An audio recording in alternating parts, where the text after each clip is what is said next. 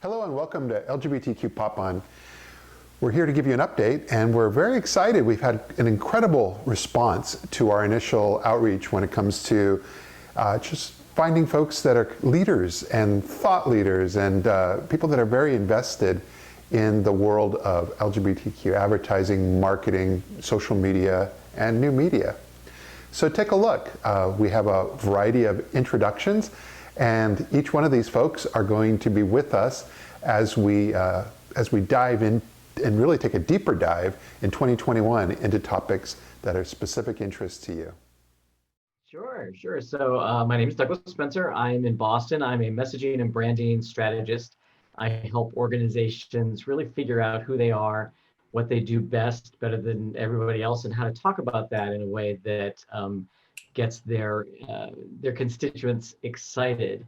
In 2020, I have decided to shift the focus of my business to working exclusively with mission-driven organizations, whether that's not-for-profits, social enterprises, associations, any organization that's doing work that has a positive impact on the world beyond just increasing shareholder value for their investors.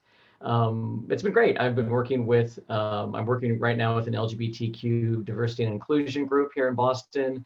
I've been working with an association in Massachusetts that helps take care of abused children.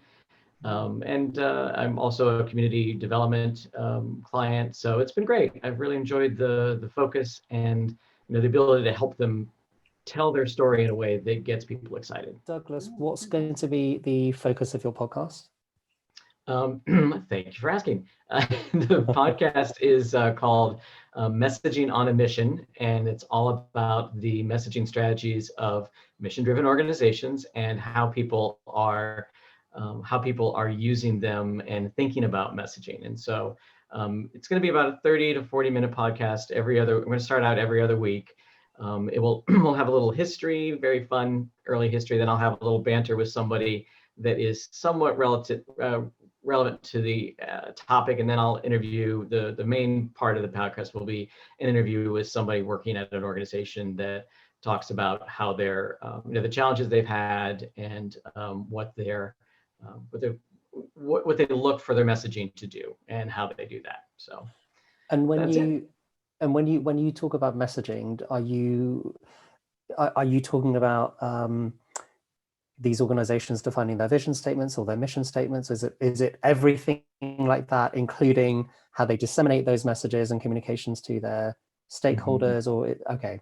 Oh, great. Yeah, it's great. Everything. And one thing I didn't mention when we were chatting earlier is that the other change I've made in 2020 is I have shifted my focus away from branding and talking more about messaging, because despite my best efforts, people still associate branding with logos, and no one's going to buy a logo. No one has the money to buy a logo now. So it made sense to shift my focus to talking about messaging. And so that's everything. So it's really the brand of an organization.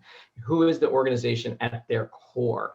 What do they do differently than everybody else? And what's the best way to bring that to life through words as well as visuals? So everything from, it depends from client to client, what they need. Some don't need any visual support, some need a lot. So that's my kind of journey this year. I think that's fantastic. And what I am hearing you saying, and I think you're not saying this explicitly, but certainly I think this is wrapped up in what you're saying, is actually it's really storytelling, right? When you think about branding or messaging, it's like, what is your story? And that's another thing actually I have found, generally speaking, there isn't as much of as I sort of remember there being in all kind of ways, shapes and forms and things like that. So even in consulting, for example, a couple of years ago on my team, we were going through like a really, really heavy recruiting period. And I was quite surprised that, when I was interviewing, and maybe this is why I never successfully got like many jobs, but when I was interviewing, I'm very fond of telling stories and things like that, or like making it much more relatable. And the amount of people, particularly like new graduates or recruits, who don't do that, I found really surprising, even when they're talking about a topic where they are actually the core demographic. of who they're presenting a case about. And when you press them on it, they're like, oh no, that's not relevant to me. It's like, okay. So anyway, so I love what you're saying. It's kind of, that's very cool.